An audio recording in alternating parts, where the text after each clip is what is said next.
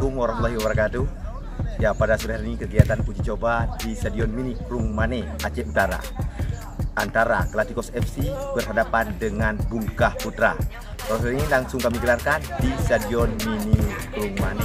Dan juga di Stadion Mini KRUENG ini akan dipentaskan segitiga. Persiapan juga sudah dilakukan oleh awak lapangan. Luar biasa, kita lihat stadion kapasitasnya yang luar biasa.